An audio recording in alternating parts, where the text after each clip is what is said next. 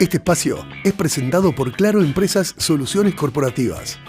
Presenta el siguiente programa Banco República, nuestro banco país. Empresarios de acá se realiza en el Hotel NH Montevideo Columbia. En el programa de hoy vamos a conversar sobre emprender, el significado del trabajo y tomar decisiones arriesgadas.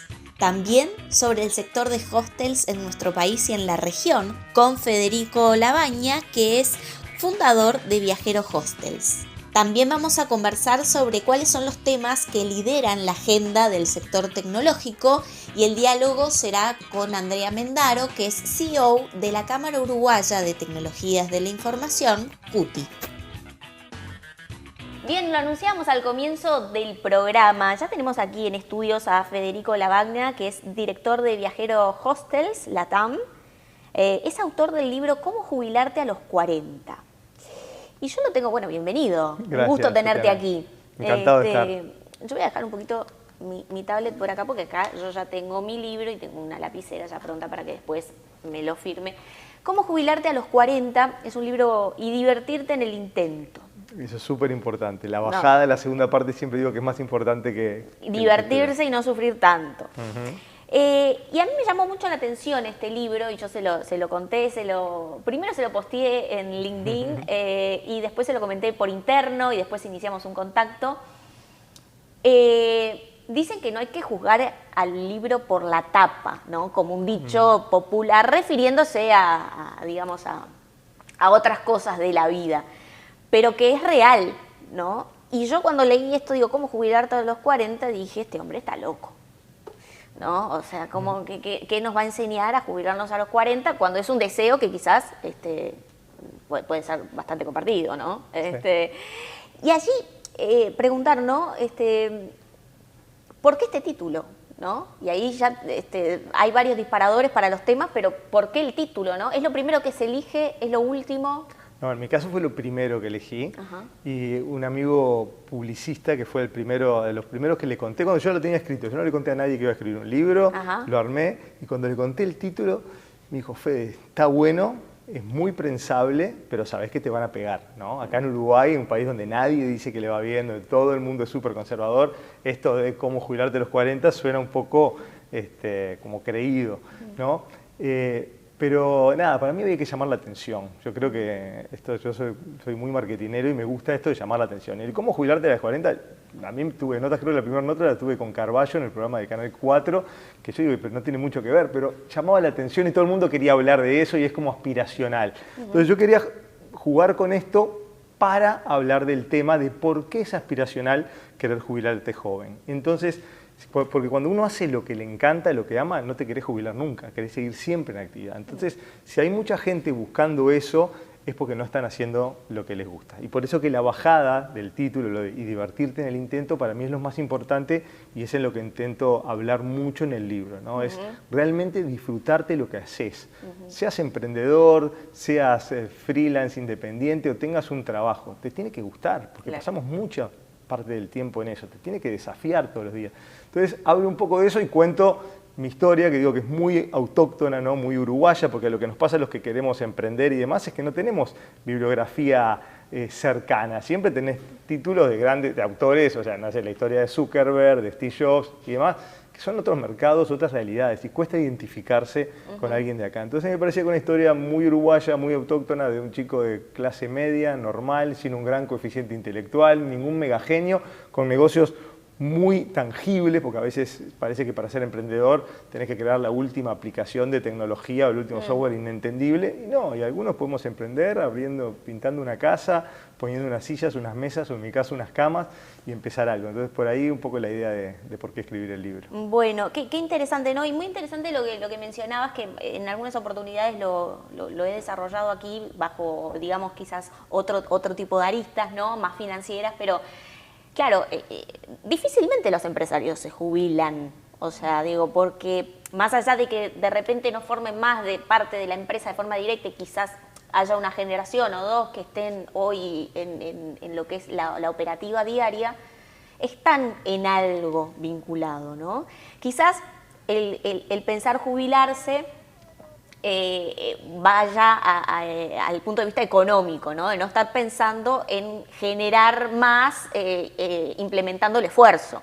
Quizás va por ahí.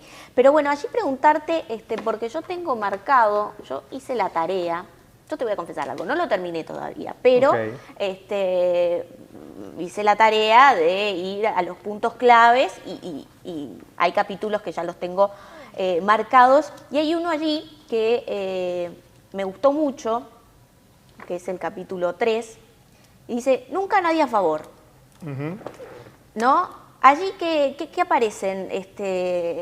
Los contras, los que no te tiran para adelante, como así le decimos. Sí, que te dan para atrás, decimos muy acá. O sea, acá aparece muy la historia de una sociedad uruguaya que es muy conservadora, ¿no? Donde familiarmente mi familia quería que hiciera una carrera, que trabajara en una empresa, que hiciera como el camino tradicional. Y yo siempre fui como la oveja negra de la familia, queriendo hacer cosas fuera del canon tradicional. Entonces, sí, es verdad, nunca tuve nadie a favor. Y yo digo que no lo hacían de malos. Seguramente lo hacían porque ellos los educaron así y porque no querían que yo sufriera, no querían que me pegara el palo y que me fuera, que si me iba mal, que iba a sufrir. Lo que ellos no entendían, que para mí el fracaso era no intentarlo. O sea, yo tenía que intentar hacer algo de esto. Entonces también hablo bastante en el libro de a los que ahora somos papás y tíos, abuelos, etcétera, que fomentemos eso, que acompañemos, que no tiene nada de malo que se equivoquen, que les vaya mal, que fracasen, porque es más, incluso fomento a que los padres que tienen empresas, que tienen emprendimiento, que no hagan que los hijos sigan la empresa familiar. A mí me tocó esa parte de seguir en el camino de la empresa familiar o el negocio de la familia, y por suerte, por una cantidad de factores que ahora no vienen al caso, yo decidí hacer otro camino y eso me cambió la vida, y seguramente nunca me hubiera sentido tan realizado si yo no empezaba mi propio proyecto de cero, me ponía mis propios desafíos, que si hubiera seguido en el negocio familiar. Entonces creo que hay que cambiar un poco ese concepto más tradicional uruguayo de seguir el negocio de la familia, hacer la carrera, andar por el camino de trabajar en tal empresa. Hay gente a la que le sirve y se siente cómoda con eso y es feliz, perfecto. Ahora, si vos ves que el chico o la chica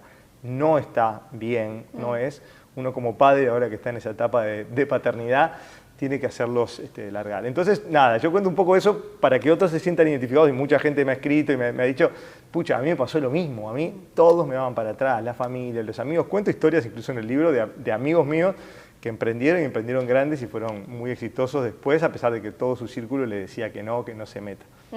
Y acá muy interesante con lo que tú decías, ¿no? Porque muchas veces hay una creencia, bueno, tengo posibilidad, por supuesto, por esta actividad y por otras por fuera, vinculadas a la comunicación, de conversar con muchos empresarios, con muchos profesionales de diferentes ámbitos y demás, y obviamente que sé, digo, que no es así. Pero muchos quizás, quienes están del otro lado, o tienen una creencia de que emprender siendo hijo de es más fácil que otro que no. ¿No? Hijo de un empresario, ¿no? Y alguien que no tiene esos recursos y demás. Entonces hay como una creencia de eso. ¿Tú cómo lo ves? A ver, yo creo que esto es como ser hijo de futbolista, ¿no? Tiene sus pros y sus contras. El pro tal vez es que tienes una cantidad de camino abierto, que se te abren determinadas puertas, ni que hablar el punto de vista económico, la parte financiera, pero también se te abren muchas puertas. Tiene la contra de tener también el estigma de ser el hijo de, ¿no? De llevar el apellido Forlán, ¿no? Hablando de fútbol o lo que fuera. Entonces, si me preguntás a mí, yo creo que elijo la del anonimato y empezar de cero a ser el hijo de. Pero si te toca ser el hijo de, podés perfectamente empezar tu camino y sacarte esa mochila encima y diferenciarte, ¿no? De lo que hizo tu padre, tu madre o quien fuera. Me parece que eso está bueno y es parte de. Acá me surge, cuando hablas de falta de apoyo, ¿no? Cuando uno emprende, hay algo que te lo voy a comentar hasta de lo que es la experiencia propia, que quizás muchos que están del otro lado también, y hablando con muchos preparadores de gerentes, de institutos y mismo empresarios y demás, que compartimos como un poco a veces la misma, sentirnos un poco incómodos con aquellos que yo les llamo los que trancan, ¿no?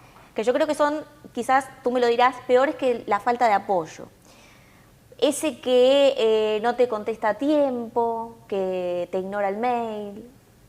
No contra nada contra los departamentos de marketing, pero muchas veces, por ejemplo, los departamentos de marketing son, digamos, como un foco, ¿no? de quien emprende, porque demoran la respuesta, por ese que no te agendó la reunión con tal o cual. ¿Cómo lo ves vos y cómo tú manejás eso o qué aconsejás al sentirse de cuántos negocios a veces uno pierde por esas personas que de repente lo hacen porque no les interesa, porque no valoran lo que está del otro lado, porque no lo saben, porque ni siquiera es por algo de que ponga en juego su trabajo, por darte a ti ¿no? ese paso de gestión que es necesario? No sé si me expliqué ahí. Se entiende. A ver, se me ocurren dos cosas que también se las... Se me vienen casos a la mente en este momento, pero no imagino. quiero deschavar a No quiero dar nadie. nombres. Pero el que lo está mirando seguramente se acuerda. ¿Sabe quién es? No, te decía, se me ocurren dos cosas que también siempre recomiendo. Una, que es para mí el activo principal, en este caso de un emprendedor, pero de cualquiera, que es la perseverancia. ¿No? Es el no darte por vencido, el insistir, insistir, insistir. Yo cuento parte de mi historia, lo que me pasó con el primer hostel. Yo cuando hace 20 años quería abrir un hostel, nadie sabía lo que era un hostel. Chicos y chicas jóvenes que no se conocían y dormían juntos en la misma habitación, era algo casi que inmoral, ¿no? Entonces, nadie me quería alquilar una casa, se me caían todos los negocios. Yo insistí, pasaron 1 año y medio insistiendo. Entonces, por un lado es la perseverancia y por otro lado es buscarle una vuelta diferente, ¿no? Vos decís, che, con este approach le estoy mandando mail a esta persona, y no estoy entrándole, hay que buscarle un approach diferente, hay que pensar diferente, hacer cosas diferentes de lo que harían todos los demás. Eso en mi vida, y también lo cuento, hizo muchas diferencias. Cuando yo busqué un camino, el camino no transitado, el que no hacían todos, es como cuando yo, no sé, le digo a mi equipo, busquen tal cosa. Ah, bueno, buscamos online. ¿Y qué más? Ah, no, mandamos un mail. ¿Y qué más? Ah, no, tengo el WhatsApp, le mando... ¿Y qué más?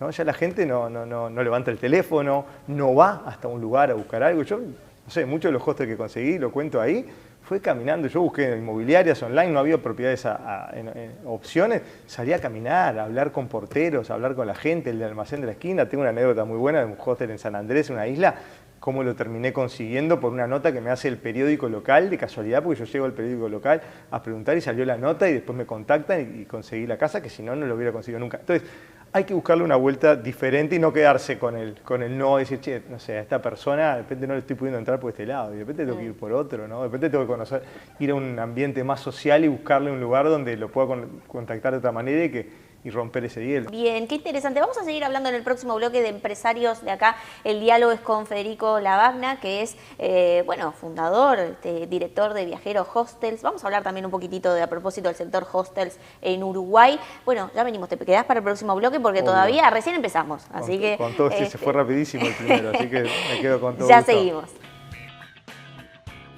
Betel, única cadena de centros de estética y spa del Uruguay. GSS, única empresa en Uruguay dedicada al Facility Services. Limpieza, seguridad, outsourcing de personal y mantenimiento. Conozca más en www.gss.com.uy. Agregamos valor a las empresas.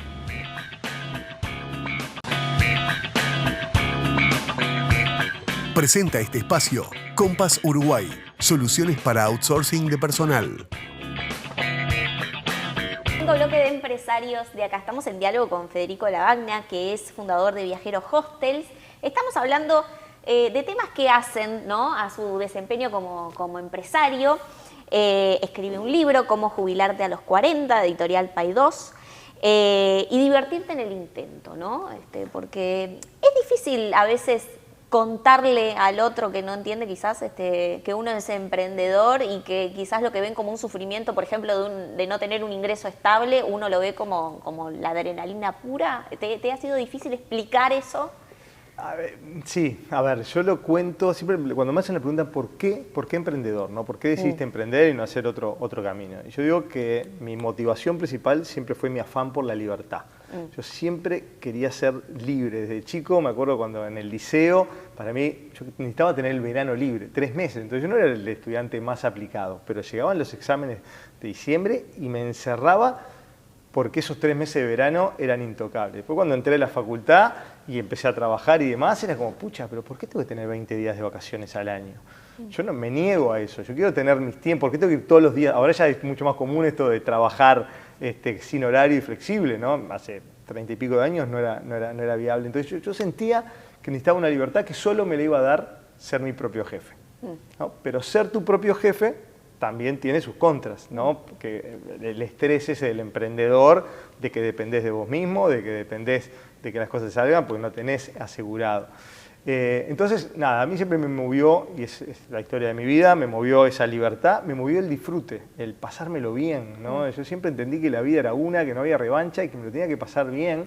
Y el trabajo es una parte importantísima. Yo me la tenía que pasar bien en mi trabajo y tenía que ir asociando mi trabajo, en este caso mi emprendimiento de empresa, a lo que a mí me encanta y disfruto de hacer. Y a mí siempre me gustó viajar, así desde los 21 años agarré una mochila y me fui a recorrer mundo. Siempre me gustó conocer personas, hablar otros idiomas, conocer otras realidades. Yo siento que el mundo es tan amplio, ¿no? Quedarme en mi barrio, en mi ciudad, me parecía, y me sigue pareciendo súper asfixiante y me encanta seguir conociendo. Pero esa es mi personalidad, es mi forma de ser.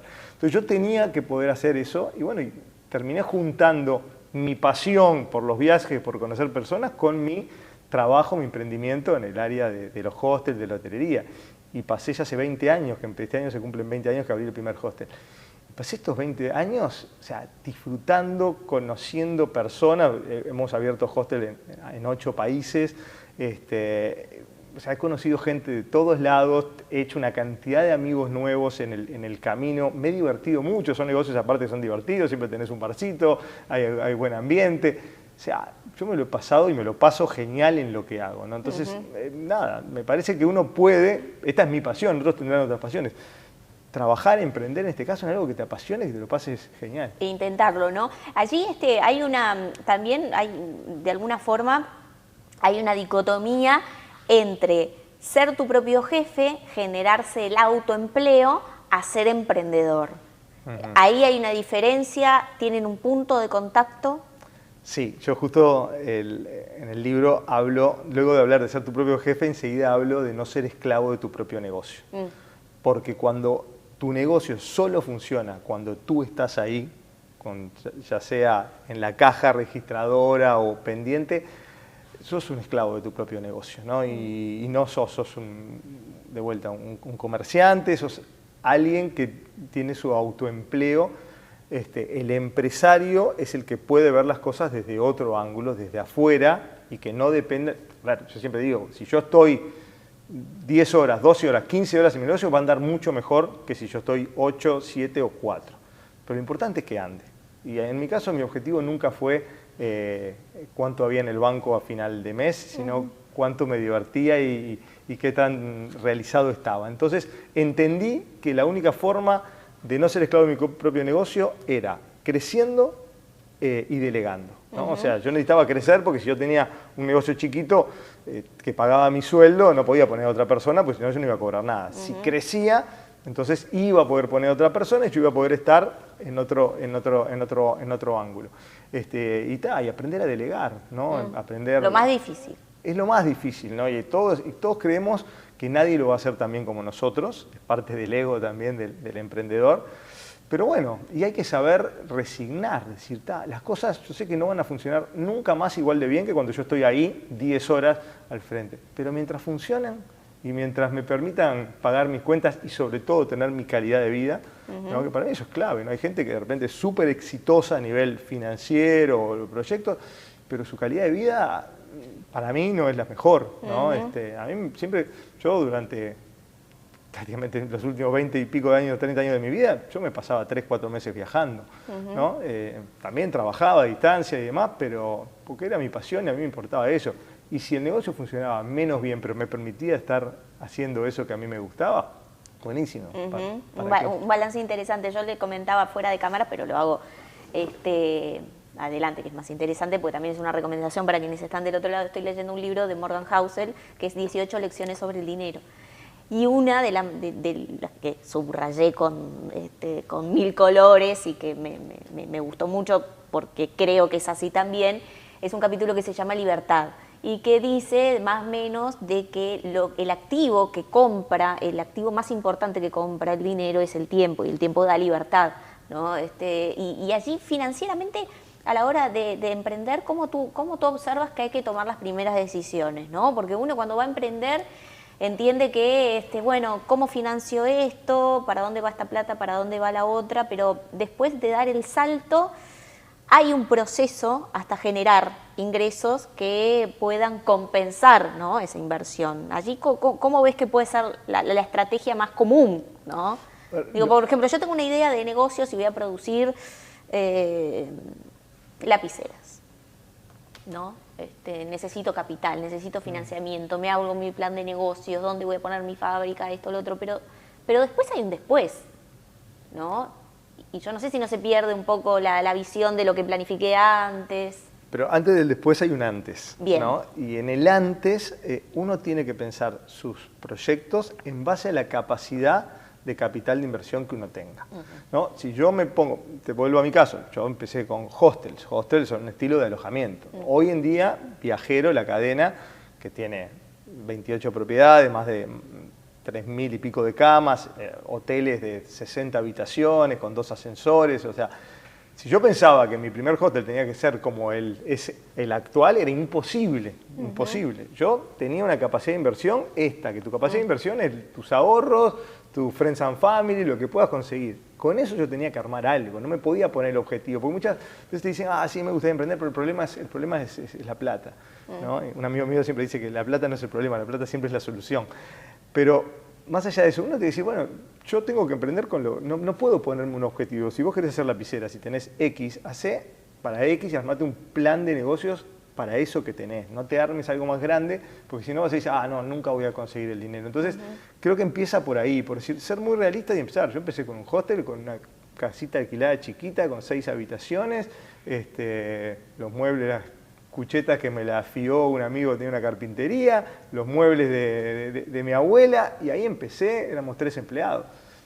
Hoy llegamos de vuelta a 1000 empleados y es otra estructura, pero fue paso a paso. Si yo me hubiera puesto de entrada querer empezar con algo mega, nunca lo hubiera logrado. Entonces es como también tener expectativas más cercanas a tu realidad. Qué interesante, ¿no? Y allí el capítulo 10, que es una pregunta muy... Seguramente que muchos se la realizan, ¿no? Decir, bueno, esta empresa o este muchacho, esta muchacha que creó esta empresa, que es súper exitoso, la vende, ¿no? Obviamente, digo, hay propuestas muy seductoras y demás, pero quizás quien emprende sabe de que cuando uno crea algo, le tiene un cariño. O sea, lo que tiene valor no tiene precio. Por lo menos eso es lo que creo yo. Sí, pero ¿por qué se vende una empresa? ¿Por qué alguien decide, como tú, por ejemplo, decir, bueno, voy a vender mi empresa? Más allá de que, por ejemplo, sea sacando la necesidad económica, ¿no? Te está yendo bien, sos exitoso, reconocido, y llega una propuesta y digo, bueno, voy a vender mi empresa. También volvemos a lo anterior, calidad de vida, ¿no? Y hay momentos para cada cosa, ¿no? Había una anécdota que decía que estaba Steve Jobs y Bill Gates charlando y decían, che, ¿te das cuenta que antes éramos en un evento de tecnología, antes éramos los más jóvenes y ahora somos los más viejos en esto? A todos nos llega, ¿no? A todos nos llega que hay un momento donde de repente ya no te sentís con las mismas ganas, con la misma energía, que ya también que hay algunos, siempre va a haber alguno, yo digo, más rubio, más de ojos azules, más alto, más lindo, siempre va a haber, y va a pasar y va a venir con la energía que uno tenía en otro momento. Entonces, creo que en la vida hay momentos y también momentos. A mí me pasó que en un momento de mi vida, yo por esto, como te decía, viajé mucho, conocí mucha gente, hice muchas cosas, pero yo estaba en un momento de mi vida donde necesitaba otra estabilidad, estar más tranquilo, poder disfrutar de mi hijo. Entonces ya esa vida no era tan compatible, y por más que el negocio iba bien y era exitoso, yo sentía que también era el momento de salirse, porque yo no quería ser o no quiero ser Federico Labaña, el de Viajero, o Federico Labaña, el de Sinergia, Cowork, cuando armé Sinergia y demás. Yo soy Federico más allá de mis emprendimientos, ¿no? De la misma manera que escribí un libro, hice otras cosas, no me quería eso de toda la vida y sos fulanito de tal de tal empresa o de tal programa o de lo que fuera, ¿no? Porque uno es más allá de eso. Entonces me parecía que estaba bueno saber largar, saber reconvertirse, y también empecé como con un proceso personal yo siempre quise vincularme mucho al tema social, al impacto social, a poder ayudar a otros. Siempre me sentí como un privilegiado por haber nacido donde nací, con la familia que nací, con todo lo que tuve y viendo otras realidades. Siempre quise devolver, y la verdad es que lo he hecho durante mi vida laboral, empresarial, pero en mis ratos libres, en mis tiempos de costado. Digo, ¿por qué no, en algún momento cuando yo esté más estabilizado, poder dedicarme más a eso? ¿Por qué no dedicar más mi talento? Porque todos tenemos algún don, todos somos buenos para algo, mi experiencia, mi red de contactos, en lugar de dedicarla a mí, a seguir creciendo yo económicamente y en proyectos, ¿por qué no dedicarla al tema social? Entonces en un momento dije, ¿sabes qué? Voy a dedicar la mitad de mi tiempo al impacto social y la mitad de mi tiempo a lo que me da de comer. Y en un momento dije, pará, ¿y qué pasa si dedico el 100% al impacto social y vendo la empresa, genero un patrimonio que me permite una estabilidad financiera y que no tenga que estar pendiente de ese trabajo de mi empresa para el día a día, y puedo dedicar esto que te decía al impacto social? Entonces fue como una cantidad de cosas que me fueron cayendo y por eso fui tomando esa decisión, que no fue fácil. En mi caso, aparte no era que me venían a golpear la puerta para comprar, me tuve que salir a buscar un comprador y armar una estrategia, pero hoy estoy muy contento con el resultado y cómo se ha dado. Bien, bueno, preguntarte, Viajeros Hostels, ¿tú sigues dirigiéndola? Yo hace 6 años vendí la mayoría de la empresa a un fondo de inversión, quedé como accionista, y los primeros años como CEO de la compañía, ya hace casi 3 años que me retiré del rol de CEO, he quedado en un rol, soy miembro de junta directiva y he quedado en un rol ejecutivo, cada vez menos operativo, y hoy estoy más que nada en la parte de expansión, en las nuevas aperturas, nuevas propiedades. En eso tengo un rol más ejecutivo y por eso todavía sigo viajando y yendo a ver nuevas oportunidades. Es decir, que cuando tú tuviste la época de los 20, viste en el mundo los hostels, Sí. lo descubriste y empezaste acá en Uruguay. Empecé en Montevideo. ¿En Montevideo fue el primer hostel? En Montevideo fue el primer hostel, Bien. año 2005, por eso ahora vamos a hacer 20 años. Bien, ¿y hoy cuántos hostels están bajo En este momento... tu dirección, digamos, ¿no? De alguna manera. Sí, son parte de la empresa. No, yo me siento muy orgulloso porque es una cadena fundada en Uruguay, ¿no? Y es la cadena número 1 de Latinoamérica de hostel, la más grande, la más prestigiosa. Recientemente premiada, ¿no? En Colombia. Sí, es un sitio internacional de todo el mundo que premia en diferentes regiones, y nosotros ganamos como la mejor, por segundo año consecutivo, la mejor cadena de Latinoamérica, lo cual está muy bueno, y es un premio que aparte te dan los usuarios, ¿no? Votado por los propios clientes. Hoy estamos en 8 países, 27 hostels, 27 ciudades, destinos, desde Estados Unidos hasta Argentina. Bien, qué interesante. Y allí preguntarte, ¿no? ¿Cómo ves el mercado de hostels aquí en Uruguay? ¿Cómo viene ese desempeño? Porque te quiero decir que me está sacando varios prejuicios. Primero el de que te juzgué el libro por la tapa, y después el de los hostels, ¿no? Porque muchas veces uno lo asocia al mochilero, a otro estilo. Bueno, esta conversación la he tenido con varios ministros de turismo que han pasado durante estos 20 años, y donde siempre el hostel fue el hermano hippie de la industria, ¿no? El que no le daban bola. Y por suerte, en los últimos años, ya las grandes cadenas hoteleras están abriendo su línea de hostel o de turismo joven, porque ven ahí un negocio muy grande y porque aparte ven la posibilidad de agarrar a sus próximos clientes cuando recién empiezan a viajar. Entonces, esta es una industria que ha cambiado muchísimo, del hostel que yo abría acá con 6 habitaciones y cuchetas tradicionales, a lo que hoy son con pods, que son como unas camas cerradas, con tu enchufe y demás. Las habitaciones compartidas ya no son la cucheta tradicional. Las habitaciones nuestras, tenemos 2/3 de nuestras habitaciones son privadas, con baño, con aire, con tele, a nivel cualquier hotel 4 estrellas. Si viajaras en alguno de los hostels, te sorprendería. He llevado amigos, familia, y dicen, wow, yo no me imaginaba esto, ¿no? Porque nosotros generalmente tomamos hoteles medianos y los reconvertimos y le damos toda la onda hostel, que es más bien la parte social, también divertida, siempre pasan cosas, hay actividades. ¿Y cómo veo la industria? Más allá de la industria de los hostels puntualmente, la industria del turismo, de la hotelería en Uruguay viene muy castigada, venimos de muchos años muy malos por toda la situación de Argentina, ni que hablar la pandemia.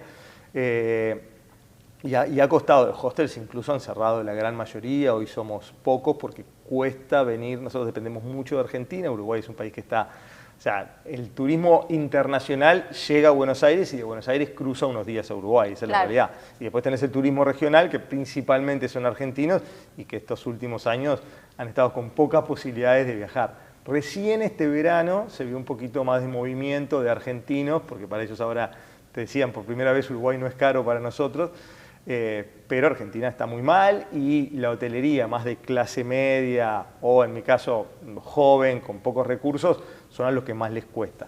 Entonces es una industria que ha venido golpeada, ¿no? Ha venido golpeada, este año mejoró un poquito, pero el turismo en Uruguay ya no va bien hace un tiempo. Y bueno, ya eso sería otro tema de que también faltan políticas país a nivel de cómo fomentar el turismo, ¿no? Es la segunda industria del país, es la que más gente emplea, pero es la que históricamente menos atención los gobiernos, pasan los gobiernos, cambian los partidos y el turismo no es un área en la cual se le presta atención, se podrían hacer muchas, yo lo veo... ¿Una medida que se podría hacer y no se hace? Una medida que se podría hacer y no se hace, bueno, esta es una, pero implica una cantidad de cosas, que es el tema de marca país, de identidad. O sea, no basta con decir Uruguay natural. No, una identidad es súper importante para vos, para cualquier producto que vendas, ¿no? Tenés que tener una identidad muy fuerte y trabajar a partir de ahí. Yo lo viví mucho en Colombia. Yo en Colombia fue el primer país que me fui a abrir hostel después de Uruguay. Y lo que pasó en Colombia en estos últimos 15 años es brutal, pero porque ellos prestaron mucha atención a convertir un país que era riesgoso, peligroso, al que nadie quería ir en los 90 o el principio de los 2000, hacia el país más turístico de Sudamérica hoy en día. ¿No? Y convirtieron, había una campaña muy famosa de Colombia, el riesgo que te quieras quedar, etc. O sea, trabajaron muy bien esa construcción de identidad, más allá de sus bellezas naturales, había que construir una identidad. ¿Pero es solo publicidad? No. ¿Qué obvio. sería? No Por es, ejemplo, para no, que no entiende, está del otro lado. No, a ver, son muchas estrategias que tienen que ver también, por ejemplo, con cómo trabajas el turismo interno, que también acá es algo que no se ha fomentado y es algo que se trabaja mucho más desde el lado aspiracional. Crear esa identidad para promocionarla, o sea, sí tiene que haber una promoción y tiene que haber publicidad, pero tiene que haber algo que sea consistente para que la gente quiera venir. Sí habría que meterle mucho más, pienso, a una estrategia para el turismo. Generalmente son acciones aisladas. Uno ve en todos estos años acciones aisladas, publicidades, pero no una estrategia pensada en cómo vamos a llegar a este público, cómo lo vamos a traer. ¿Cómo Uruguay se vende en el mundo? Porque Uruguay, desde mi punto de vista, no tiene una identidad clara en el mundo como otros países tienen que venden esto, ¿no? Y eso hay que trabajarlo mejor. Siempre es la última y nunca es la última, y es el error periodístico más común. Pero brevemente te pido que me definas cómo es el asistente de un hostel. ¿Qué perfil tiene? Porque uno imagina, o sea, digo, yo me estoy desprejuiciando contigo. El cliente, si el cliente. El que va a un hostel es súper variado, ya no es solamente jóvenes, ¿no? Porque uno pensaría joven, yo digo que es un tema de jóvenes de espíritu. Tenemos huéspedes de 70, 80 años que tienen más actitud que chicos de 20, pero en general es un público con un perfil joven que lo que busca principalmente es socializar, es conocer otras personas. Yo el otro día lo decía en una charla también, ¿cuánto hace, decían los asistentes, cuánto hace que ustedes en un viaje no hacen amigos? Porque cuando tenemos a viajar, viajamos, nos quedamos en hoteles, claro, vamos, hacemos allá, vamos con familia, pareja, amigos, quien fuera. Y para mí eso es fundamental. Se perdió eso que yo lo hacía con 20 años de mochilero y que lo sigo haciendo ahora, porque sigo haciendo a hostel y sigo conociendo gente. Ahora estuve la semana pasada, que hablábamos antes, estuve en Colombia, en uno de nuestros hostels que abrimos nuevo, y tomando la clase de yoga en la mañana en el muelle del hostel, conocí unos alemanes, después de la clase nos quedamos charlando, después fuimos un rato, tomamos algo, nos vimos de noche, comimos, generamos después una pareja de suizos también, generé una amistad, o sea, generé una relación en esos días, y eso es algo fundamental. Entonces, los que buscan el hostel, si bien sí son perfil joven, es gente que está buscando esa interacción con otros. Y podés ir perfectamente a una habitación privada, con los mismos lujos que cualquier hotel, pero vas a tener posibilidad de conocer personas, hacer amigos, conocer historias, y ese es el perfil de nuestros clientes, buscan eso. Bueno, me convenciste de dos cosas. Primero, de buscar jubilarme a los 40 y divertirme en el intento, y después ya te comprometo a que voy a ir a uno de los viajeros hostels a Colombia a vivir esa experiencia. Perfecto. Y después te cuento. Estás invitada, te tomo la palabra. Tómame la palabra, Federico Labaña, que es fundador de Viajeros Hostels, el autor de Cómo jubilarte a los 40, divertirte en el intento, de Editorial Pay 2. Y agradecerte que hayas venido, te invito en otra oportunidad y pedirte que me autografíes el libro, por supuesto. Así que con esta imagen nos vamos, así que nos vamos a la próxima pausa del programa. Gracias a ti por la invitación. No, por favor, por favor.